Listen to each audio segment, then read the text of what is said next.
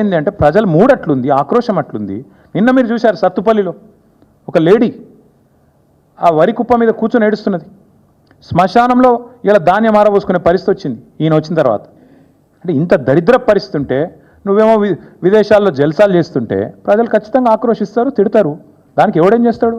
ప్రజాస్వామ్యంలో, ప్రజాపాలనలో ప్రజాస్వామిక స్ఫూర్తి ఉండాలి. ప్రజలు విమర్శిస్తే తీసుకోవాలి, పొగిడితే సంతోషపడాలి. తప్పే ఉంది అందులో?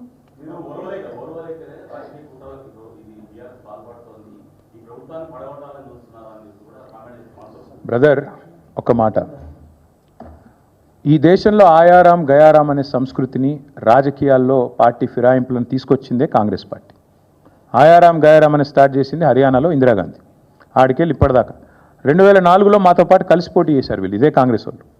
పోటీ చేస్తే 26 మంది మేము గెలిచినాం. అలా మా ఎమ్మెల్యేలు 10 మందిని గుంజుకపోయి కాంగ్రెస్లో కలుపుకోలేదా? నిజం కాదా? ఇక మా లక్ష్మారెడ్డి సాబ్ ఇన్నే ఉన్నాడు, ఆయన గెలిచిండారు 2004లో. మాతో పాటు 26 మంది గెలిస్తే అసలు పార్టీ ఫిరాయింపుల సంస్కృతికి తెలంగాణలో బీజం వేసింది ఎవడండి? కాంగ్రెస్ వాడు కాదా? వాళ్ళు తీసుకున్నదే వాళ్ళు.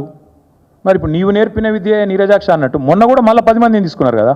ఇప్పుడు పాపం వాళ్ళు ఎక్కడున్నారో వాళ్ళకి ఎదులో త్రిశంకు స్వర్గంలో. కడియం శ్రీయర్ నడితే ఏ పార్టీలు ఉన్నాయంటే నాకేం తెలుసు అంటుండు.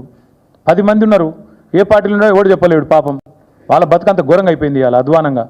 నేనేమంటున్నా అంటే చేసిన వెధవ పనులన్నీ చేసి మా ప్రభుత్వాన్ని ఎవడో వడగొడతాడు. మేము వడగొట్టుడేంది?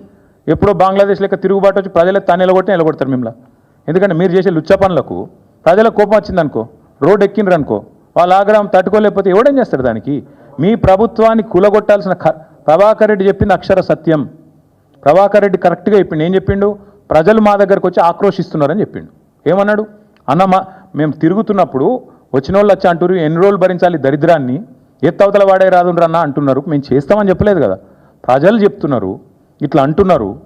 కొంతమంది అయితే మేము పైసలు కూడా చందాలు వేసుకొని ఇస్తాం రాబోయ్, వీళ్ళు కులగొట్టురు లొల్లిందని అంటున్నారు అని కూడా చెప్పిండు. ఎస్, మాతో కూడా అంటున్నారు, కానీ మేము కులగొడతామని చెప్తలేం. ఎస్, ఈ ప్రభుత్వం దరిద్రం, కాంగ్రెస్ కరోనా కంటే డేంజర్, ఎస్ ఇవన్నీ కరెక్టే. కానీ ప్రజలు నిర్ణయం తీసుకున్నారు. ప్రజాస్వామ్యంలో 5 ఏళ్ళు ఉండాలి. నిర్ణయం తీసుకుంటే ప్రజలకు కూడా తెలవాలి. You can make choices, but you are not free from the consequences of your choices.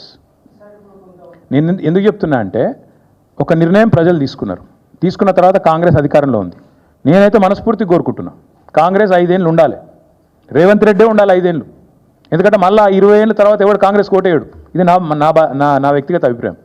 కాబట్టి మాకు ఈ దిక్కుమాలిన ప్రభుత్వాన్ని కూలగొట్టే ఆలోచన కానీ, ఎజెండా కానీ, కర్మ కానీ మాకు లేదు. అవసరమైతే సందర్భం వస్తే ప్రజలే రోడెక్కుతారు, తొక్కి అవతల వాడేస్తారు. ఇంతకంటే పెద్ద పెద్ద నియంతలే కొట్టుకపోయినారు. Thank you. తలకెక్కి అహంకారంతో, అధికార మదంతో